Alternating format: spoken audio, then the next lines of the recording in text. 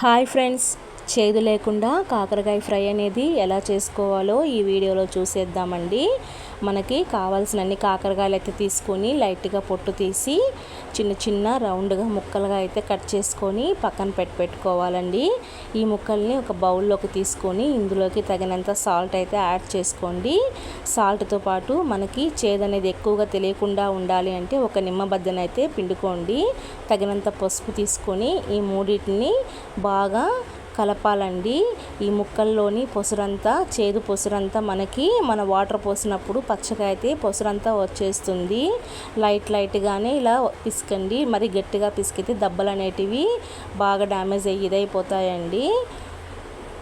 ఇలా దెబ్బల్లోకి అయితే పిసికిన తర్వాత వాటర్ అయితే యాడ్ చేసుకొని కొంచెం లైట్గా అలా పిండి పక్కన అయితే ప్లేట్లోకి తీసుకోండి. షుగర్ ఉన్న వాళ్ళైతే ఎక్కువగా తీసుకుంటారు కదా, నార్మల్ వాళ్ళు కూడా తీసుకుంటే చాలా మంచిదండి. స్కిన్కి కానీ పొట్టలు నులి పురుగులు అనేటివి కూడా మనకి ఇబ్బంది లేకుండా ఉంటుంది. ఇంకా కరేలా జ్యూస్ అని కూడా ఉదయాన్నే కూడా షుగర్ పేషెంట్స్ అనేవాళ్ళు ఎక్కువగా తీసుకుంటారు. మనకి ఇది చాలా చాలా హెల్త్కి యూజ్ అవుతుందండి. ఒక్కసారి ట్రై చేయండి. చూసారు కదా, మనకి పసురు అనేది వాటర్లోకి అంతా ఇలా బయటకైతే వెళ్ళిపోతుంది. ఇప్పుడు మనము వీటిని ఫ్రై చేసుకుందామండి. గ్యాస్ మీద ఒక కడాయి అయితే పెట్టి పోపు అయితే పెట్టుకొని ఇందులోకి మనము పిండి పక్కన పెట్టుకున్న కాకరకాయ ముక్కలను అయితే యాడ్ చేసుకోండి. కొంచెము కరివేపాకు కావాలనుకుంటే యాడ్ చేసుకోండి, లేదంటే స్కిప్ చేయండి ఫ్రెండ్స్. వీటిని సన్నటి సెగ మీద బాగా ఫ్రై చేయండి. మనము సాల్ట్ అనేది ఇందులో కావాలంటే చూసి అడ్జస్ట్ చేసుకోండి. ఇప్పుడు మసాలా కోసం అయితే కొబ్బరి, వెల్లుల్లి, మిర్చి అయితే తీసుకున్నాను. ఇందులోకి ఒక చిన్న టీ స్పూన్ నువ్వులు కూడా తీసుకోండి. మనకి ఇందులోకి టేస్ట్ అనేది నువ్వులు కొబ్బరి వల్లనే వస్తుందండి.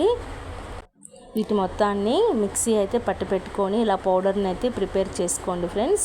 మనకి ఈ పౌడర్ ప్రిపేర్ అయ్యేలోపు కాకరకాయ అనేది సన్నటి సగం మీద చూసారు కదా బాగా ఫ్రై అయిపోయింది.